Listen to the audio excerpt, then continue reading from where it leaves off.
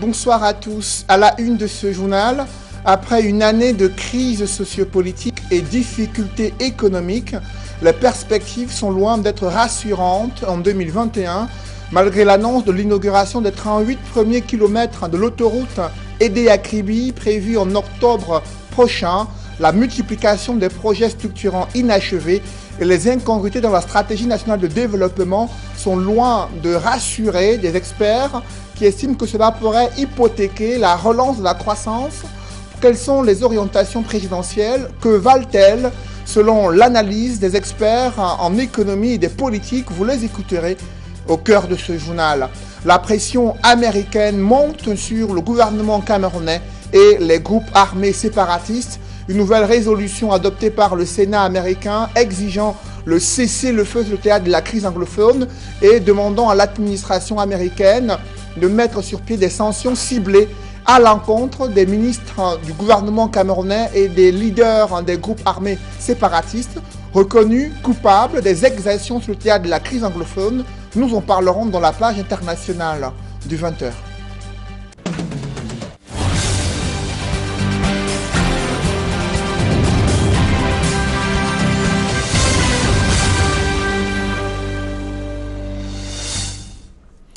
Merci de suivre cette édition complète de l'information sur Equinox en télévision. D'abord, cette grogne à l'université de Yaoundé 2 à Soa, des agents de sécurité dénonçant de mauvaises conditions de travail, s'insurgeant contre des licenciements qu'ils jugent abusifs.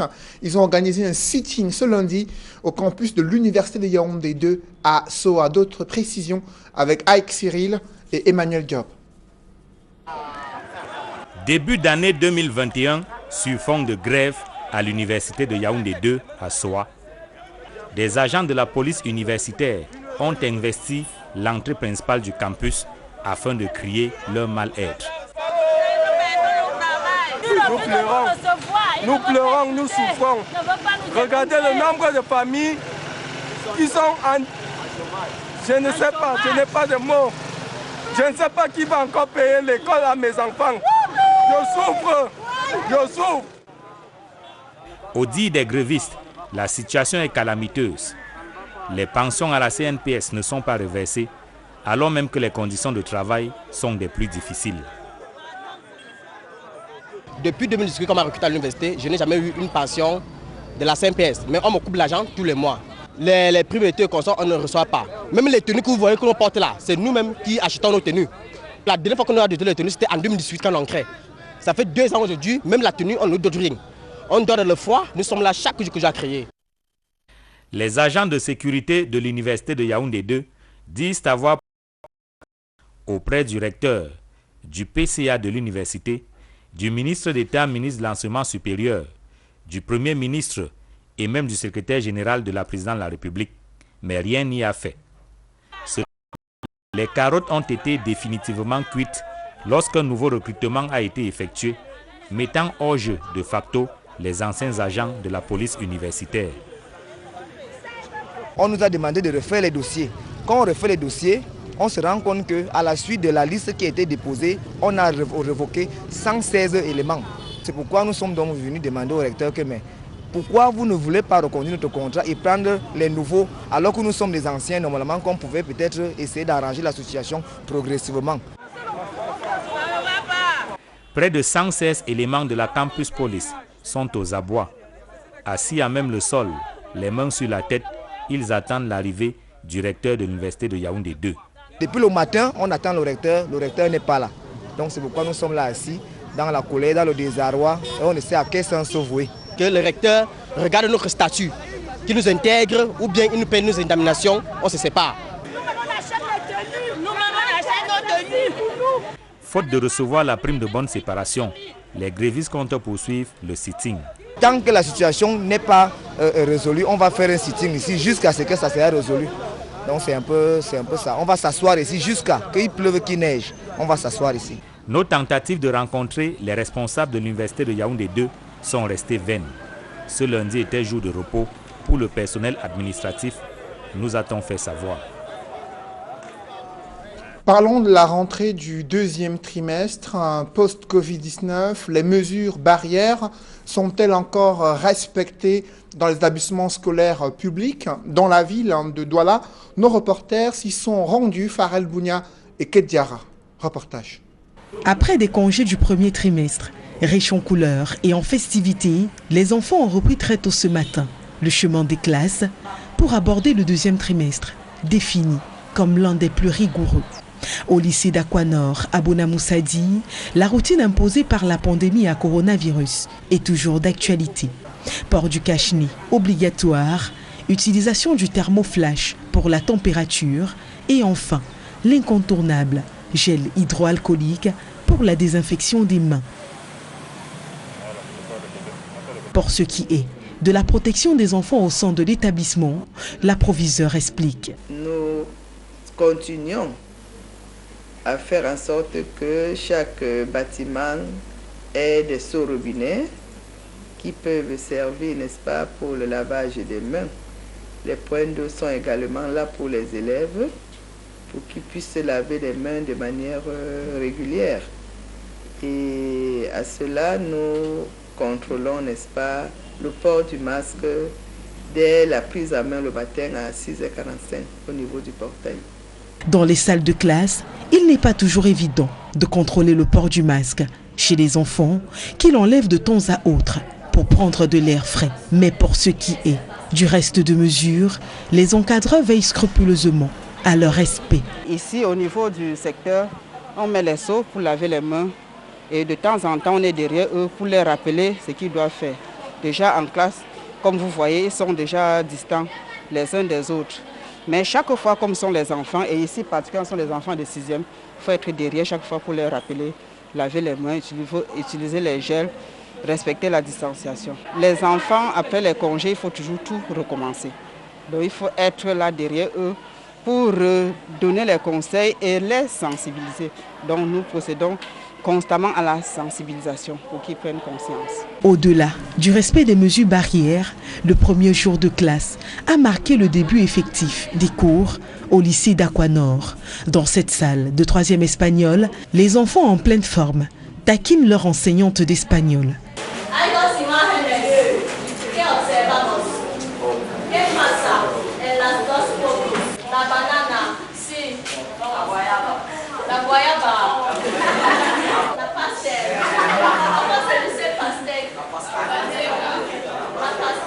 Une bonne humeur dans laquelle le cours se termine et le suivant commence.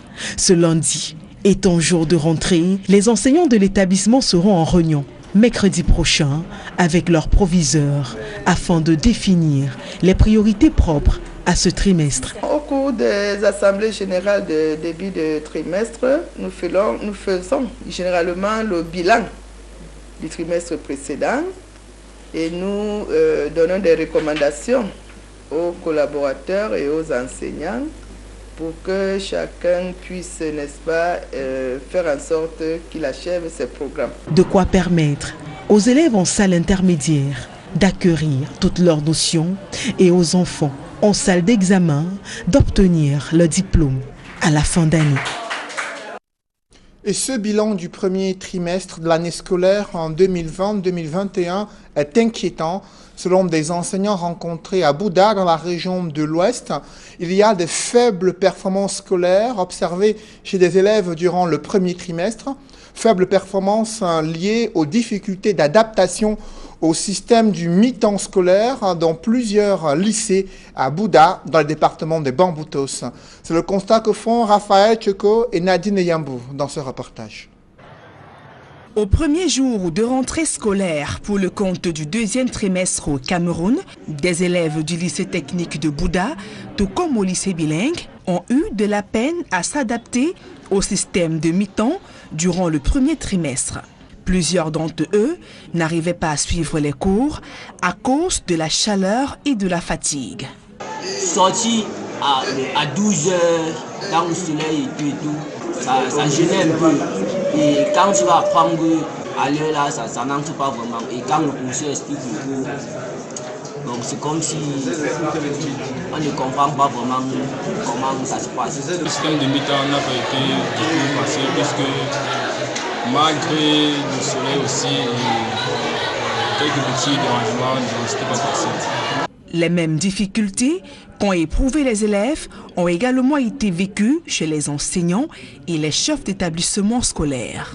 Le système de mi-temps a eu un impact négatif sur le taux de réussite, la couverture des programmes scolaires et même l'atteinte des objectifs. Le phénomène de mi-temps au premier trimestre ne nous a pas porté satisfaction parce que le taux de réussite était moins de 50%. À l'analyse des résultats du premier trimestre, nous avons constaté que ce système de mi-temps a joué véritablement à la défaveur des résultats. La Covid-19 nous a soumis à un système difficile de mi-temps. Ça nous a complètement arrêté les progressions scolaires. Dans la progression des programmes, nous avons fini le premier trimestre avec certaines classes qui n'avaient même pas atteint 35% de couverture. Pour faire face à tous ces manquements, les chefs d'établissement scolaire envisagent de réajuster le programme des cours des élèves des classes d'examen dans l'espoir de combler le gap. Tout ce que nous pouvons faire au deuxième trimestre, déjà les troisièmes sont alignés en journée continue, je crois que ça doit aller aussi. Mais déjà au premier trimestre, nous nous sommes battus pour que les classes d'examen, notamment les classes de première, de terminale, de form 5 et de haut basique, plus fréquentes à partir d'un certain moment en journée continue. Trimestre le plus déterminant de l'année scolaire, les enseignants appellent les élèves à plus d'ardeur au travail malgré les difficultés liées à la pandémie de coronavirus. Dans le reste de l'actualité, les 38 premiers kilomètres de l'autoroute Edea-Kribi-Lolabé seront ouverts à la circulation en octobre 2020. C'est une annonce du ministre des Travaux publics, Emmanuel Ngano-Djoumessi, s'exprimait ainsi lors de la signature du contrat de partenariat public-privé entre l'État du Cameroun et l'entreprise chinoise chargée de la construction, l'exploitation et la maintenance de cette autoroute, une infrastructure ayant un triple impact socio-économique, non loin du port en eau profonde de Kribi. D'autres détails avec Emmanuel Diop et Marcelin Gansop. C'est un rêve qui devient réalité, celui de circuler pour la première fois au Cameroun sur une autoroute.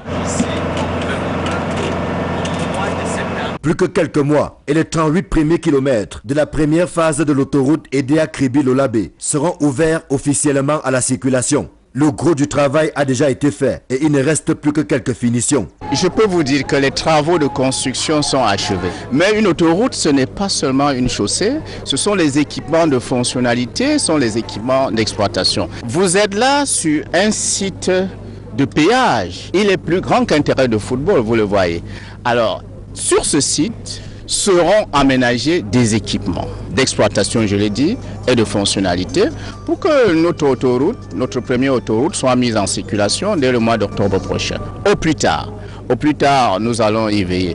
Sur le site des travaux à Kribi, le gouvernement et son partenaire privé, la China Harbour Engineering Company, signent un contrat de partenariat public-privé. Il est relatif au financement, à la conception, la construction, l'exploitation et la maintenance de la section autoroutière Kribi-Lolabé, longue de 38,5 km, ainsi que les 4,9 km des voies de rétablissement. Le partenaire privé apporte ses ressources propres qu'il recycle dans ses travaux, exploite l'infrastructure, se fait rémunérer sous forme de loyer par le gouvernement et les recettes générées par l'exploitation de cette route vont nous aider à payer une bonne partie de l'endettement souscrit pour sa construction. L'ouvrage de 2 x 2 voies, extensible à 3 voies, est exécuté à 90%. Il vise à améliorer la compétitivité et l'attractivité du port autonome de Kribi, tout en allégeant le trafic dans la cité balnéaire, sans oublier l'amélioration des conditions de vie des populations. Bon à savoir, le projet autoroutier Edea Kribi-Lolabé porte sur un linéaire de 130 km. La première phase étant quasiment achevée, le processus de préqualification des entreprises est en cours pour l'exécution de la deuxième phase qui portera sur la section Edea Kribi, longue de 92 km. Sur cette plateforme située au village Ndoumalais sortira bientôt des terres Un poste de péage à la dimension de ce que le gouvernement entend désormais faire. En attendant que ce projet prenne définitivement corps, l'autoroute Kribi-Lolabé est déjà bien visible. Certes, c'est encore la phase 1 de ce projet. Certes encore, il y a quelques soucis d'indemnisation qu'il faudra régler, mais les populations sont déjà heureuses de voir ce projet se concrétiser. Ici Emmanuel Diop, Marcelin Gansop, Equinox Télévision. Il faudrait le préciser, les premiers 38 km de l'autoroute seront ouverts à la circulation d'ici octobre 2021. Cependant, il y a un épineux problème d'indemnisation qui se pose. Les populations n'ont pas manqué d'exprimer des grincements de dents durant la signature de ce contrat de partenariat public-privé entre l'État du Cameroun et une entreprise chinoise chargée de la construction, la conception et l'exploitation de l'autoroute. Depuis de nombreuses années que le projet autoroutier a été annoncé et même les populations déguerpillent, les indemnisations n'ont pas vraiment suivi. Elles ont exprimé leur ras-le-bol dans ce reportage signé Emmanuel Diop et Marcelin Gansop. Si les populations riveraines de l'autoroute et les opérateurs économiques de Kribi nagent déjà dans un océan de bonheur, il n'y a que quelques pincements au cœur viennent diluer cet enthousiasme. Ils sont liés au retard qu'accuse le paiement des indemnisations. Nous sommes fiers de cette installation, de cet ouvrage que nous sommes appelés à accompagner par rapport à la volonté du chef de l'État. Mais il faut qu'on tienne compte de la vie de nos populations. Et puis les infrastructures qui accompagnent cette autoroute, nous avons les dessertes qui ne sont pas entretenues. Depuis le début, nous avons ces problèmes, mais le problème d'indemnisation reste vraiment de tout cœur. On a eu une indemnisation partielle à ceux qui sont de la Kribi 1er et Kribi 2e. Mais toute la Lokunje et le reste n'ont pas été pris en compte jusqu'ici. Il y a les enfants qui ne sont pas allés à l'école depuis un certain temps parce que les parents attendent cela. On a également le problème des dossiers, des titres fonciers qui sont bloqués, qui ne sont pas revenus à ces populations. Nous ne voulons pas toujours crier ou barrer la route pour être entendus au plus haut niveau. Le gouvernement est conscient de ce manquement et annonce pour bientôt le bout du tunnel tant attendu. Qu'est-ce qui est à l'origine du retard? Ce sont les difficultés de trésorerie que nous connaissons. Certains de nos partenaires sur ces travaux sont partis parce qu'on a eu quelques retards. Vous êtes sans ignorer qu'il y a la Covid-19, vous êtes sans ignorer qu'il y a la mévente de notre pétrole, vous êtes sans ignorer qu'il y a la crise économique et financière à travers le monde. Mais quoi qu'il en soit, le Cameroun tient, par sa résilience, à réaliser ces vraies infrastructures. J'ai félicité ces riverains qui ont fait œuvre de patience. Dès le mois de janvier prochain, avec la rentrée des ressources, ils seront payés, surtout qu'ils sont tous connus et les documents juridiques sont prêts. Des assurances du ministre des Travaux publics qui apaisent le cœur en attendant leur concrétisation. Il faut préciser que ce projet intègre également la construction de 18 points d'eau et des passerelles piétonnes au profit des populations riveraines. Toujours ce chapitre, la conception, la construction, la maintenance et l'exploitation de cette autoroute aidée à Kribi-Lolabé s'exécute à travers un mécanisme innovant. Selon le ministre des Finances, Louis-Paul Motazé présente les contours financiers de ce projet structurant. Je vous invite à l'écouter. La première convention qui a été signée, je crois, dans les années 2012, était un mode de financement, j'ai presque envie de dire classique. C'est-à-dire que nous avons un projet qui a un coût et nous allons vers les bailleurs de fonds. Nous en avons trouvé un, la China Exim Bank, qui nous a prêté 85% du montant. Et 85% du montant signifiait qu'il y avait 15% restant. C'est ce qu'on appelle généralement les fonds de contrepartie. Et ces fonds de contrepartie sont à la charge de l'État. Bon, il se fait seulement que depuis le temps, comme vous le savez, nous avons eu une série de crises. La crise de 2014-2015 que vous connaissez, qui a conduit les chefs d'État d'Afrique centrale à proposer qu'on aille tous vers le FMI. Et puis cette crise actuelle que nous avons. Bon, bref, toutes ces crises ont eu des conséquences. Et l'une des conséquences, c'est que l'État s'est retrouvé dans des difficultés particulières pour honorer tous ses engagements. Ça veut donc dire qu'il y avait 15% qu'il fallait trouver. Et c'est là que des négociations ont été faites avec China Harbour, c'est-à-dire l'entreprise qui construit le port et qui construit l'autoroute. Les négociations ont conduit à mener China Harbour à préfinancer les 15%, qui sont la part de l'État. Il était donc question qu'on voit comment les 15% qui ont été mis sur la table par China Harbour pouvaient être transformés en quelque chose. C'est pour ça qu'on se retrouve dans un mode de financement de partenariat public-privé. C'est-à-dire que 75%, China Harbour les met sur la table et c'est là que le chef de l'État a accepté que China Harbour devienne donc l'exploitant dans le contrat de partenariat. Maintenant, ça va donc l'amener à créer une société de projet qui va assurer la maintenance, l'exploitation de l'autoroute, c'est-à-dire avec des péages, etc., sachant que par cette participation, China Harbour peut entrer dans ces fonds. Les Camerounais attendent depuis de nombreuses années la construction de ces autoroutes. Des politiques et économistes observent qu'il y a une multiplication des projets structurants inachevés. À cela s'ajoutent les incongruités de la stratégie nationale de développement présentée par le gouvernement pour la prochaine décennie. Les orientations présidentielles suffisent-elles à voir le cap de l'émergence économique? Rien n'est moins sûr. Économistes et politiques critiquent la stratégie gouvernementale visant à relancer la croissance économique au Cameroun. Il s'exprime dans ce reportage signé Flavien Valondongo. Du taux de croissance de 8% en 2021, annoncé par Paul Biya le 31 décembre dernier, suscite le doute chez des spécialistes des questions économiques. Il n'a même pas pris la peine de nous indiquer par quel type de politique économique ces 8% là pourront être atteints. Nous sommes partis il y a 20 ans du DSRP. Ensuite, nous sommes passés au DCE, où on a promis ramener la pauvreté à 20%. À l'arrivée, la croissance n'est pas là, l'emploi n'est pas au rendez-vous. Avec une kyrielle de chantiers au délai dépassé et non achevé au Cameroun, les économistes voient plutôt un manque de volonté du gouvernement dans l'amélioration des conditions de vie des populations. Depuis qu'on a commencé à injecter l'argent dans ces infrastructures, aucune de ces infrastructures n'a achevé. Oui. On est perdu dans la jungle des pourcentages. Oui. Quand un ministre fait une descente sur le terrain, on revient en disant oui, c'est à 80%.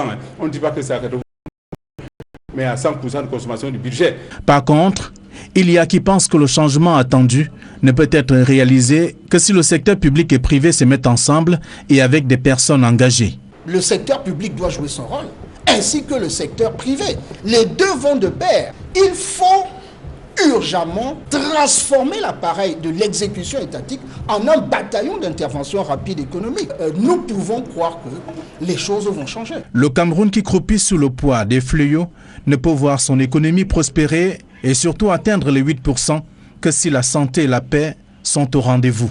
Pour qu'une économie soit prospère, il faut qu'il y ait une santé, il faut qu'il y ait la paix. Le niveau de corruption ne fait qu'augmenter. Le train de vie de l'État est très élevé. Lorsqu'on regarde tous ces paramètres-là, on comprend clairement qu'y compris les guerres qui sévissent dans notre pays, la crise anglophone, le chiffre de 8% de croissance qui a été annoncé par Paul Biya ne pourra pas être atteint. De ce fait, les promesses ne peuvent séduire que ceux qui y croient, ajoute le militant du mouvement pour la renaissance du Cameroun et allié.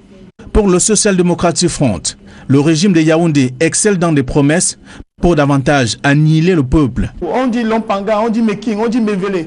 Aucun d'entre eux n'est fonctionnel. Des années après la date qui avait été prévue pour leur réalisation. Où le RDP se souhaite que les Camerounais soient dans la misère perpétuelle pour pouvoir les contrôler. Au regard de toutes ces réactions des experts et celles des acteurs politiques, l'on comprend que l'annonce du taux de 8% de croissance mérite plus d'explications dans la stratégie devant être mise en place. C'est la prolongation pour les élections régionales. Le collège des électeurs de la circonscription électorale de la Menoix est convoqué le dimanche 4 avril 2021 afin de procéder à l'élection des représentants du commandement traditionnel selon un décret du président de la République du Cameroun. Il fait savoir dans ce décret que les bureaux de vote seront ouverts à 8 h et fermés à 18 h. Objectif, élire les représentants du commandement traditionnel dans le département de la Menoix afin qu'ils puissent intégrer le conseil régional de l'Ouest. Le chef de l'État du Cameroun qui ne sera pas présent à la traditionnelle cérémonie des vœux du corps diplomatique et des corps constitués au chef de l'État et à son épouse. Selon le cabinet civil, ces cérémonies sont reprogrammées à une date ultérieure en raison de la persistance de la pandémie du Covid-19. Évoquons à présent cette présence du ministre de la Défense à Tibati, dans la région de l'Adamawa, aux côtés des soldats camerounais durant le réveillon de Nouvel An afin de les encourager dans leur lutte pour la préservation et la défense de l'intégrité du territoire camerounais. Occasion pour lui de primer les soldats qui ont reçu des avancements en grade à la suite de nombreux décrets présidentiels. Des précisions avec Joël Essengue et Gizogo.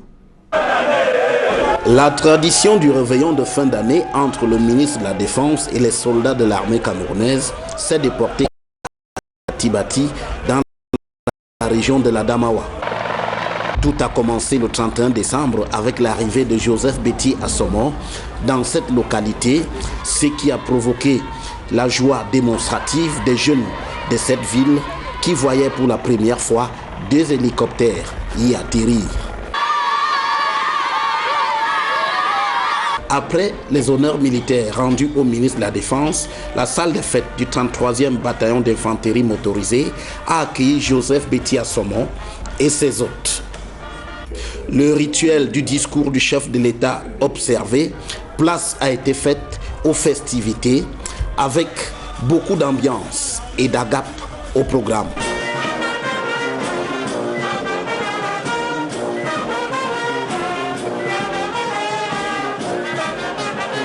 Le lendemain, le 1er janvier 2021, le temps des récompenses avait sonné avec les promus au nouveau grade. Au total, une quarantaine de lauréats, dont 8 officiers, parmi lesquels Cyril Atonfa Ngemo et Georges Etemé. Tu invites à plus d'ardeur au travail. On dit d'habitude chez nous que qui dit c'est bien fait, qui dit merci, en redemande. En réalité, le chef de l'État nous demande à faire en 2021 mieux qu'en 2020. Évidemment que le lien armée-nation est aujourd'hui plus vivant que jamais, il est aujourd'hui plus renforcé que jamais. L'armée sait qu'elle peut compter sur les populations et les populations viennent encore de nous montrer depuis 2 jours sur Tibati. Après une traversée de 2 ans dans le cadre du service des forces de défense, nous sommes très contents, nous sommes très heureux, très soulagés enfin de pouvoir porter ce galon et nous sommes déterminés à pouvoir devoir continuer dans l'exercice de notre métier au quotidien, qui est le métier des armes, qui est le métier des forces de défense. C'est dans l'enthousiasme que la communion entre le ministre de la Défense et les troupes s'est achevée par un défilé militaire. Le Cameroun est à nouveau sous la pression de la communauté internationale s'agissant de la gestion de la crise dans le nord-ouest et le sud-ouest. Cette fois-ci, c'est le Sénat américain qui vient d'adopter une loi et une série de résolutions interpellant à la fois le gouvernement camerounais et les groupes armés séparatistes sur l'urgence de mettre un terme aux violences armées dans le nord-ouest et le sud-ouest. Le Sénat américain est allé plus loin, demandant à l'administration américaine d'envisager des sanctions ciblées contre des membres du gouvernement et des leaders des groupes armés séparatistes responsables des exactions commises sur le théâtre de la crise anglophone. Le Sénat américain qui souhaite qu'il y ait une médiation internationale pour mettre fin à 4 ans de guerre fratricide. Les points saillants de ces résolutions sont évoqués dans ce reportage signé Jean-Paul Chouniat. Dans sa résolution 684, adoptée au premier jour de l'an 2021, le Congrès américain accuse la France de ne pas jouer franc jeu dans la recherche des solutions à la crise en cours au Cameroun anglophone. Ces parlementaires américains critiquent le choix de Paris à ne point soutenir une action internationale plus forte, à même d'endiguer les atrocités commises sur le terrain. En d'autres termes, pour les locataires du Capitole à Washington, l'Élysée refuse de peser de toute son influence diplomatique et militaire dans cette affaire, préférant protéger ses intérêts économiques et géostratégiques dans le pays. Au-delà de ce pic à chaud aux autorités françaises, les parlementaires du Sénat et de la Chambre des représentants des États-Unis condamnent avec force les exactions des groupes séparatistes armés et les abus des forces de sécurité gouvernementales sur les populations civiles des régions du nord-ouest et du sud-ouest. D'une même voix, ces élus du peuple américain demandent aux 2 belligérants de la crise de mettre immédiatement fin aux violences et violations des droits humains observées sur le terrain, comme le relèvent régulièrement les ONG Center for Human Rights and Democracy in Africa, le réseau de défense des droits humains en Afrique centrale ou encore Human Rights Watch. Face donc à une situation sécuritaire qui se détériore sans cesse dans les 2 régions du nord-ouest et du sud-ouest, le Congrès américain, dans cette résolution de 15 pages, exhorte tous les groupes séparatistes armés, le régime de Yaoundé, la diplomatie américaine, la communauté internationale à prendre des mesures spécifiques urgentes pour enfin résoudre une crise qui a déjà fait en 4 ans plus de 3000 morts, 700 000 déplacés internes, 45 000 réfugiés au Nigeria voisin, 3 millions de personnes en besoin d'assistance humanitaire et un chiffre record de 855 000 enfants non scolarisés depuis 2016. Les nouvelles viennent de tomber, résultats provisoires qui viennent d'être rendus publics par l'Agence nationale électorale en Centrafrique. Pour le moment, Faustin Archange Touadéra est réélu avec un taux de 53,92%, suivi de Dologele Anissé Georges, 31%, et Martin Ziguele, 7%, selon les résultats provisoires rendus publics par l'Agence nationale électorale en Centrafrique, le président sortant qui est réélu dès le premier tour à la tête de la Centrafrique. Et au Niger, c'est un coup d'État, c'est une attaque terroriste, pour être plus précis, qui a fait de nombreux morts au Niger, alors que les populations s'apprêtent dans les toutes prochaines semaines à pouvoir choisir entre les deux candidats arrivés au second tour de l'élection présidentielle.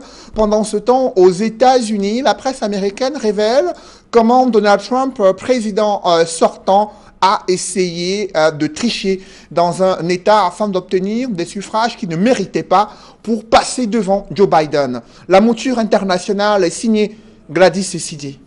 Compte au moins 100 morts dans des attaques perpétrées à l'ouest du Niger, dans la zone des 3 frontières, proche du Mali et du Burkina Faso. Les 2 villages sont situés à environ 120 km de la capitale Niamey.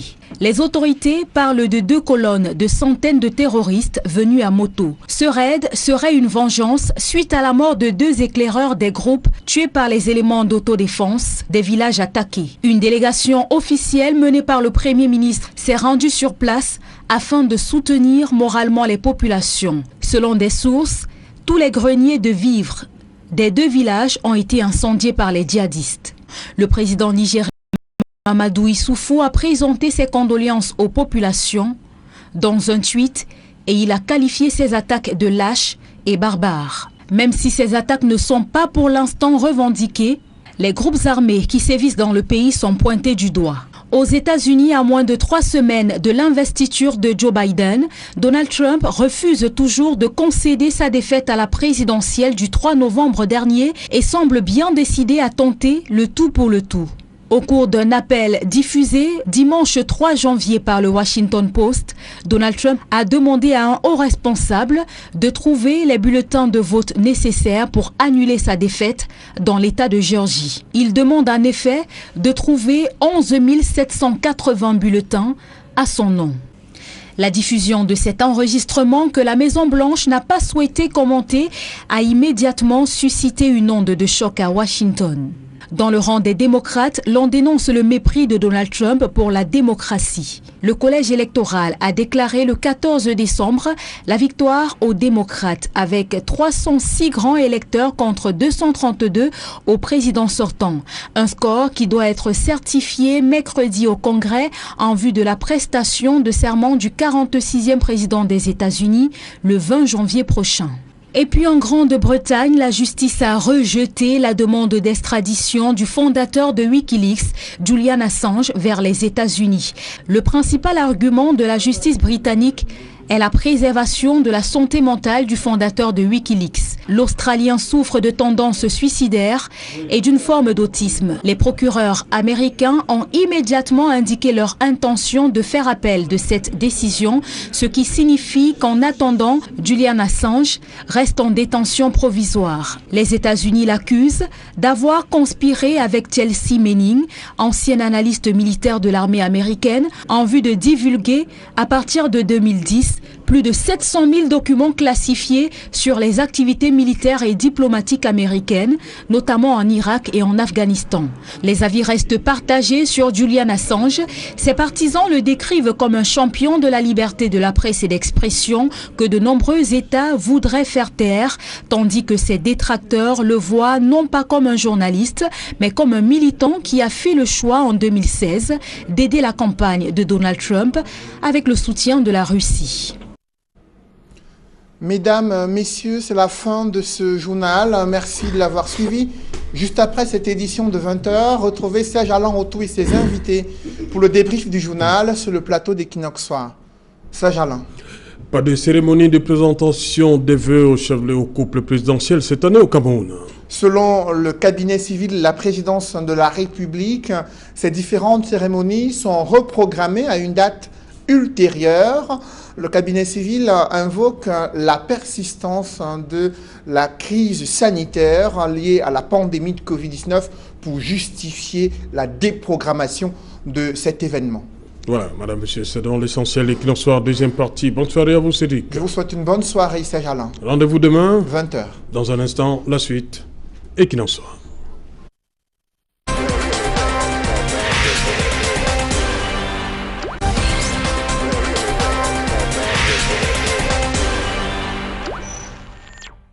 Retour sur le plateau Equinox Soir, deuxième partie réservée au débrief du journal, madame, monsieur, toujours en compagnie de Barista Tamfou Richard, Albert Anatole Aïssi, Dr Tchemi et